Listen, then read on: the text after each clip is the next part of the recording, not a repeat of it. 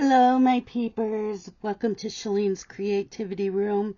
This is a stitch with me. I am working on my owl kit. Where is the picture? So this is the owl beaded kit. It's full beads, full coverage, just beads, no cross stitching, no back stitching. And it's from the website Cross Stitch Corner, and it's 300 wide by 375 high. So there's that. Today's book is one of my favorite books from this year. It is a trilogy, and it is called Flock by Kate Stewart. I read it. I read all three books in a row. Absolutely loved it. Was one of my favorite series this year. All three of them got 5 stars. And I heard that on audiobook, the narrator, Joe Arden, is phenomenon. I do have it on audiobook, but I have not listened to it. So I will have the link below for this on Amazon. I do have an Amazon I am an Amazon affiliate. So let's get started. I need to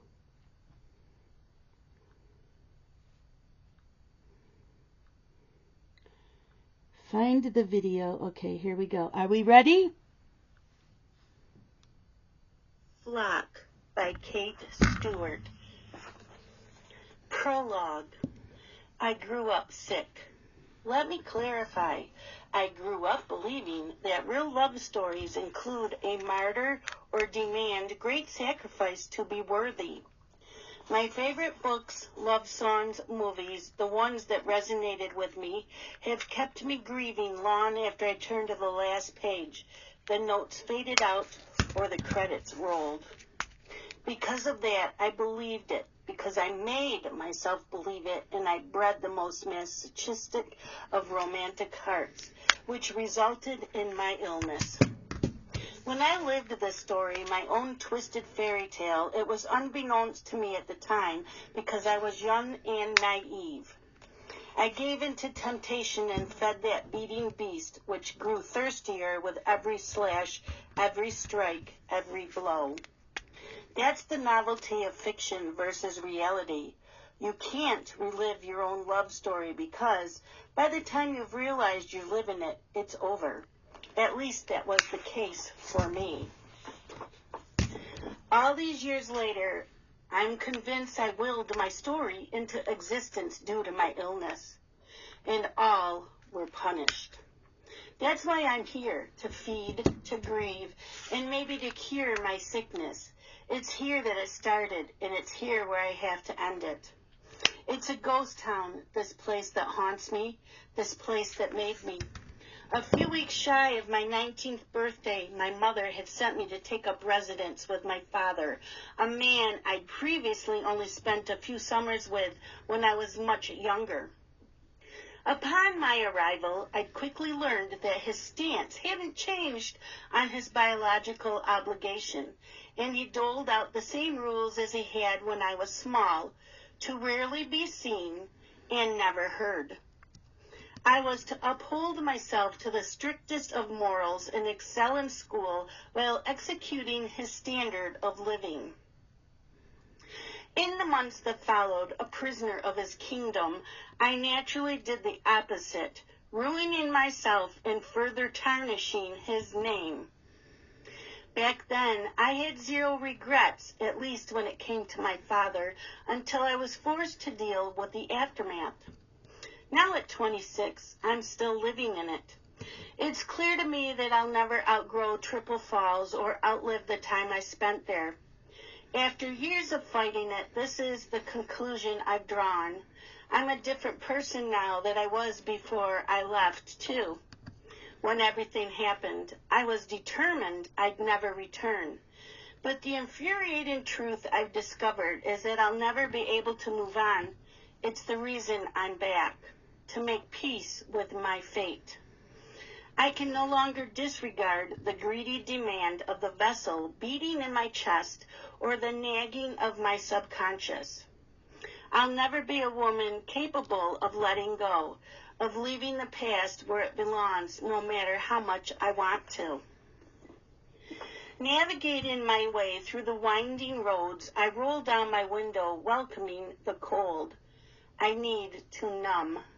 Since I hit the highway, my mind has been reeling with memories I've desperately tried to suppress during waking hours since I fled. It's my dreams that refuse to set me free, my dreams that keep the war raging in my head, the loss shredding my heart, forcing me to relive the hardest parts over and over in an agonizing loop. For years, I've tried to convince myself that life exists after love, and maybe it does for others, but life hasn't been so kind to me.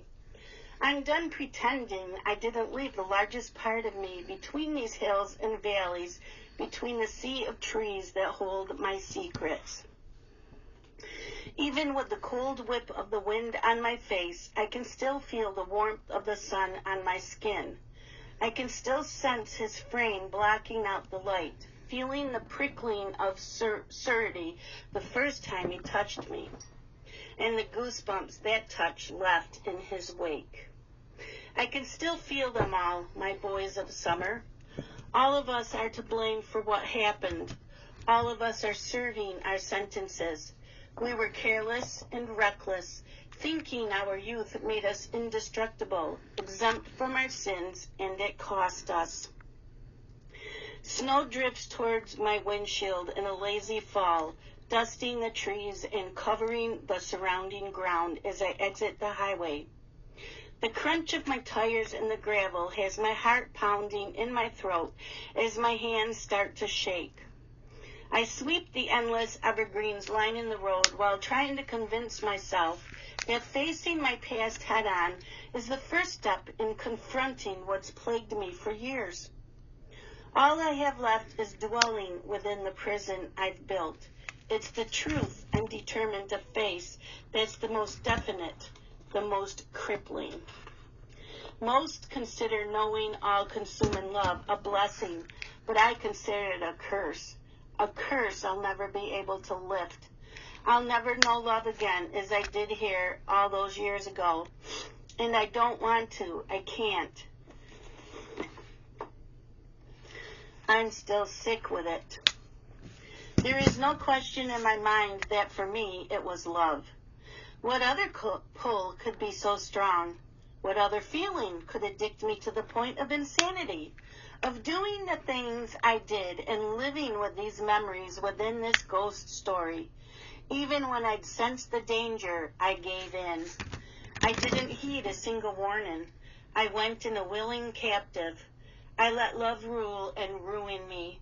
I played my part, eyes wide open, tempting fate until it delivered. There was never going to be an escape. Stopped at the first light at the edge of town, I pressed my head against the steering wheel and inhaled calming breaths, hating the fact that I'm still so powerless to the emotions this trip has stirred within me, even as the woman I've become.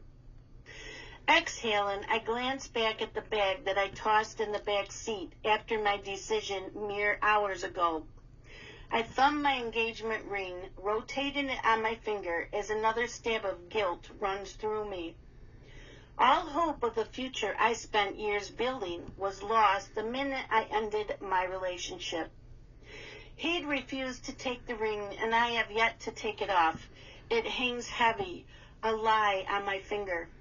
The time I spent here before has caused another casualty, one of many.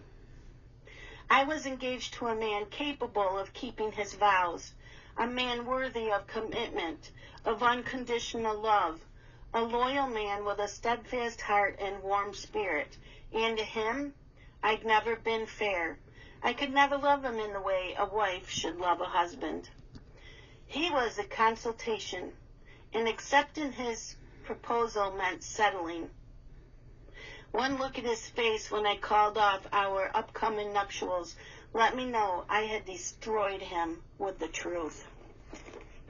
The truth that I belong to another, that whatever remains of my heart, body, and soul belongs to a man who wants nothing to do with me. It was the agony on my fiancé's face that aided to my breaking point. He'd given me his love, his devotion, and had thrown it away. I'd done to him what was done to me. Disobeying my heart, my master and monster had cost me Colin. Minutes after I liberated us both, I packed a bag and left in search of more punishment. I drove straight through the night, knowing there was no significance of time, that it doesn't matter. Nobody is waiting for me. Well, over 6 years have passed, and I'm back to square one, back to the life I fled, my feelings running rampant as I reason with myself that leaving Colin wasn't a mistake, but a necessary evil to free him from the lies I told.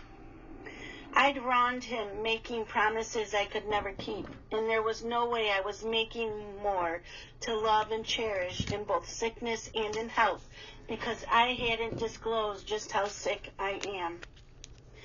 I never told him how I allowed myself to be used, ravaged, and at times debased to the point of depravity, and that I'd loved every second of it. I never told my fiancé how I bloodlet my heart, starved it until it had no choice but to beat in a distinct rhythm that only matched the thrum of one another.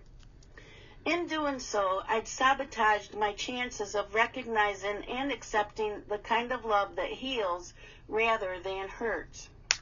The only love I've ever known or craved is the kind that keeps me sick, sick with longing, sick with lust, sick with need, sick with grief.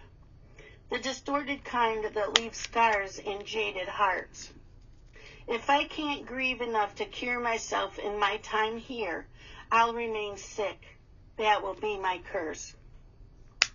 There may never be a happily ever after for me because I gave my chance away by becoming attuned to the dark parts.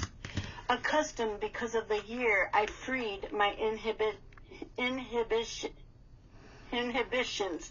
reacting to rejection and pain, and losing all moral sense of myself. There are things you don't say aloud. These are the type of confessions women who command respect are never supposed to give voice to. Not ever.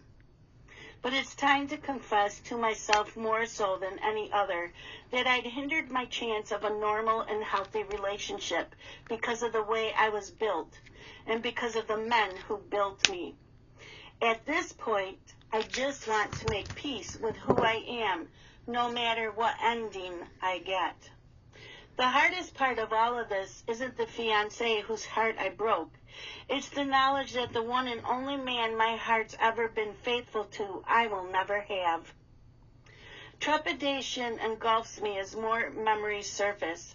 I can still smell him, feel the swell of him inside me, taste the drop of salt in his cum, see the satisfied look in his hooded eyes. I can still feel the unmistakable rush from the looks we shared, hear the rumble of his dark chuckle, feel the wholeness from his touch. The closer I get, the more memories come crashing over me. My resolve to face what haunts me beginning to break away piece by jagged piece, because I have some idea of what the true end looks like, and I can't escape it anymore. There may be no cure, no moving on, but it's time to deal with unfinished business. Let the ghost hunt begin. Part 1. Then. Chapter 1. Pulling up to the massive iron gates, I punch in the code Roman gave me and gawk as the sprawling estate comes into view when I drive through. Acres and acres of neon grass littered with trees surround the massive house in the distance. The closer I get, the more I feel like a foreigner. To the left of this palace sits a 4-car garage, which I forego, choosing to park in the circular drive at the foot of the porch. Exiting the car, I stretch my legs. The drive wasn't long, but my limbs grew heavier with every mile as I got closer.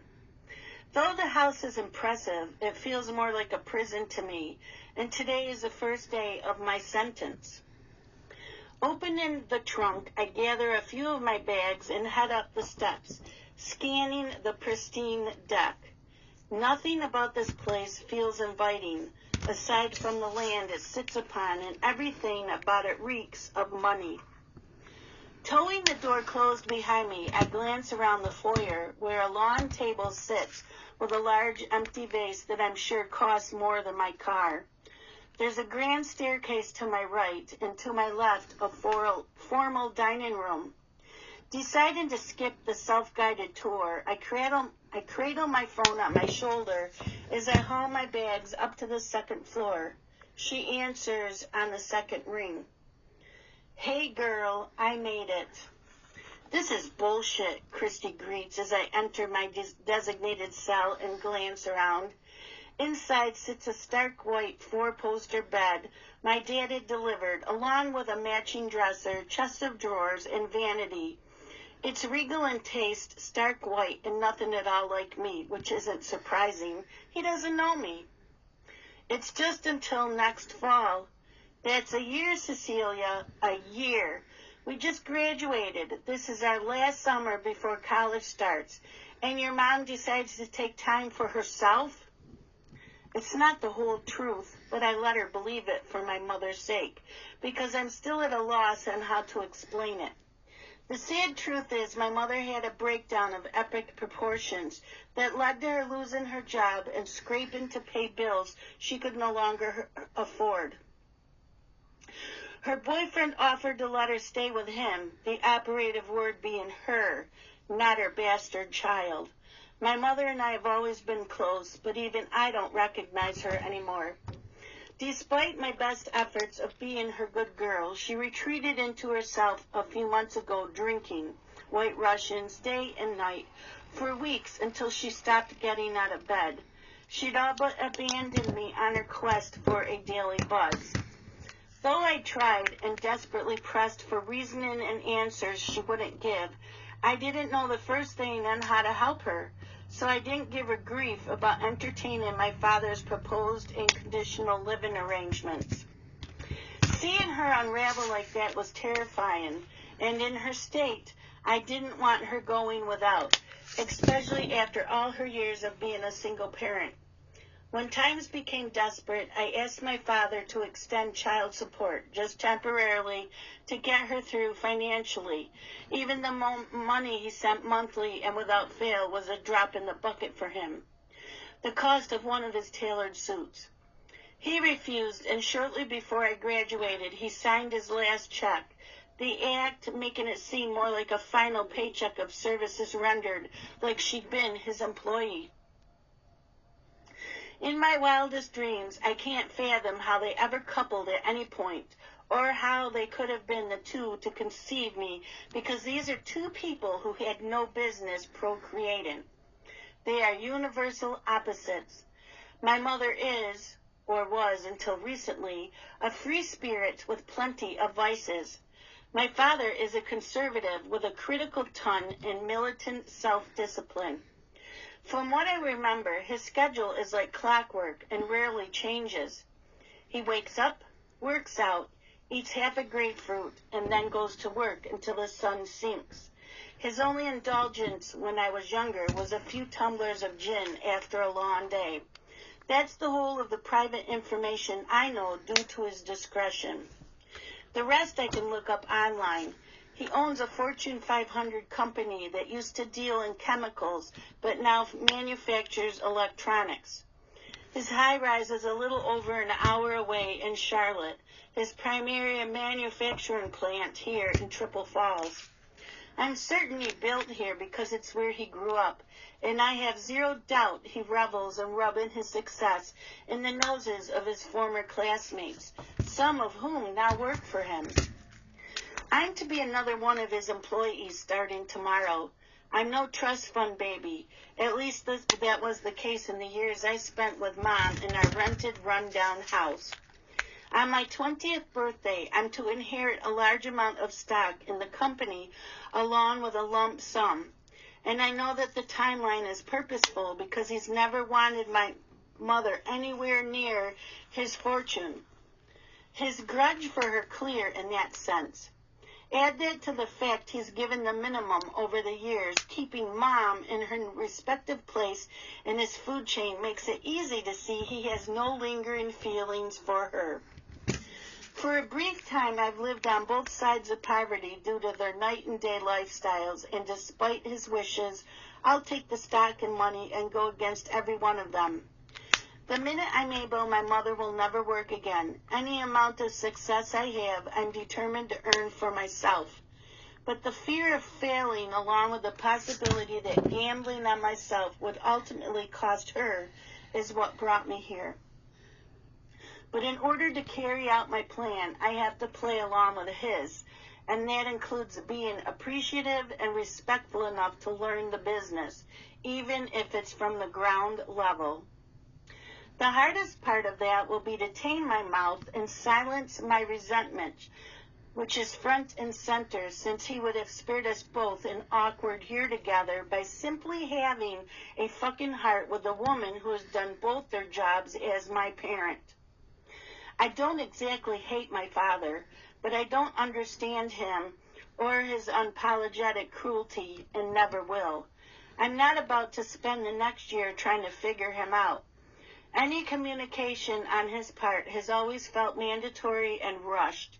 He's always been a monetary provider, not a dad.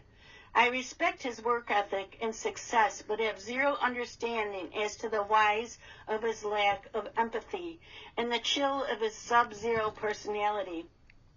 I'll come home every chance I can, I tell Christy, unsure I can make it a promise due to my schedule. I'll come up too. Opening the top of my chest of drawers, I toss in a pile of socks and undies. Let's see how Adolf feels about you occupying a guest room before you gas up, okay? I'll rent a hotel with my mom's card. Fuck your dad. I laugh, and it sounds odd in the massive room. You really aren't feeling my parents today. I love your mom, but I don't get it. Maybe I need to go by and see her. She moved in with Timothy. Really? When? Yesterday. Just give her time to get settled. Okay, she pauses. Why am I just now hearing this? I knew things were getting bad, but what's really going on? Honestly, I don't know, I sigh, giving in to the resentment I'm starting to feel. It's not like me to hide anything from Christy. She's going through something. Timothy is a decent guy, and I trust him with her. But he wouldn't let you move in. To be fair, I'm an adult, and he doesn't exactly have the space. I still want to know why she's okay with letting you live with your dad now. I told you, I have to work at the plant for a year to get her set up. I don't want to worry about her while I'm at school. It's not your job. I know. You're not the parent. We both know I am, and we'll resume our plans the minute I get back. It was a surprise to me that my father agreed to let me attend community college here for a couple of semesters, rather than make me take a sabbatical to start a year late at a more acceptable school. It's his dime, and he's the sole source of my college fund, so that win during negotiations let me know he wanted his way enough to compromise, a departure from his controlling personality. I glance around the room. I haven't spent more than a day with him or summered here since I was 11. Why is that? It was always something. He claimed it was overseas trips and expansion that kept him from being able to care for me for weeks or months at a time. The truth is, I got my period, boobs, and an attitude, and he couldn't deal. I don't think there's anything Roman fears more than being a real parent. It's weird you call your dad by his first name, not to his face. When I'm here, it's sir. You never talk about him because I don't know him. So when do you start your job? My shifts will be here from 3 to 11, but I've got orientation tomorrow. Call me when you get off. I'll let you unpack. It strikes me when we disconnect that I'll be stuck with the silence in the room of the house and utterly alone. Roman didn't even have the decency to meet me here to get me settled. See? Christy's voice sounds as uncertain as I feel. Ah, shit. Okay, I'm feeling it now. I open the French doors that lead onto my private balcony and stare down at the pristine grounds. In the distance is nothing but a blanket of the greenest grass cut in a diagonal-shaped pattern. Beyond is a thick forest of trees that surround a cell tower. Closer to the house is a well-kept garden that screams southern opulence. Wisteria covers several trellises that canopy statuesque fountains. Hedges covered in trimmed honeysuckle trickle over sporadic fencing. The scent of several blooms wafts to my nose as the breeze hits me in hushed welcome. Plush seating is placed strategically throughout the manicured garden, which I decide will be my reading nook. The large sparkling pool looks inviting, especially due to the budding summer heat. But I feel too ill at ease as a new resident of the palace to think of it for personal use. God, this is weird. You've got this. Her nervous tone is unsettling, and we're both unsure at this point, which instills more fear in me. I hope so. A little over a year and you're home. You're almost 19, see. If you hate it, you can leave. True. It is the truth, but my agreement with Roman is a different story. If I go back on spending my time at the plant, I lose a fortune that could erase my mother's debt and set her up comfortably for the rest of her life. I won't do that to her. She's worked herself stupid to care for me. Christy reads my hesitation. This isn't on you. It was her job to raise you, see. That's the obligation of a parent, which you should never feel obligated to repay. It's true, and I know it, but as I survey Roman's lifeless palace, I find myself missing her more than ever. Maybe it's the distance and treatment from my father that makes me feel such gratitude for her. Either way, I want to care for her. I know my mother loves me. I say more for myself than for Christy. Mom's withdrawal from life from me after all our years together was a cruel and confusing surprise. Well, I for one wouldn't blame you if you liberated yourself. I love your mom and all, but they both seem worthless at this point. Roman is tolerable, strict, but we managed a few summers.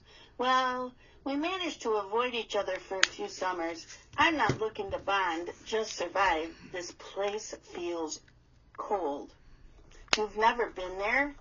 No, not this house. He didn't build it until after I stopped coming for the summers. I think he lives mostly out of his condo in Charlotte. Across from my bedroom door, a few feet away, sits another. I open it, relieved to see it's a guest room. To my left, at the top of the stairs, is a mezzanine overlooking the bottom floor foyer leading to a long corridor with more closed doors. It's going to be like living in a museum. I hate this, she lets out a sigh, which is more like a whine, and I can feel her bitterness. We've been friends since middle school and haven't been separated a day since we met. I don't know how to do life without her, and quite frankly, I don't want to. But for my mom's well-being, I will. A little over a year in a sleepy town nestled in the middle of the Blue Ridge Mountains, and I'm free. I can only hope the time flies. Just find yourself a distraction, preferably one with a penis. That's your solution? I make my way back into my bedroom and onto the balcony. You would know if you would give just one the time of day. I have, and you saw how that worked out. Those were boys. Find a man. Just wait, girl. You're going to tear that town up when they get a look at you. I couldn't give a shit right now. I stare at the spectacular mountain view just beyond the private forest. I'm officially living on the opposite side of the coin. This is so weird. I can only imagine. Chin up. Call me after orientation tomorrow. Kay, love you. And that's chapter 1. Thank you for listening. So, what did you think? You think you'll pick up the book to find out who she meets and the guys that are in her life or were in her life and why she took off out of town? Yeah. Loved the book. The second book is Exodus, and the third book is The Finish Line. And then she has a spin-off called One Rainy Day. But do not read One Rainy Day until you finish Flock, Exodus, and The Finish Line. Starting from like this middle of Exodus, I cried my eyes out. My face was soaking wet. But that is it for today. I got a lot done here. I finished one row and started and finished 2 more rows, and I'm on a 3rd row today. So that's how much is done. So it's getting there, slowly but surely. Yep, getting there. I like it. I will see you guys all next week. Bye-bye.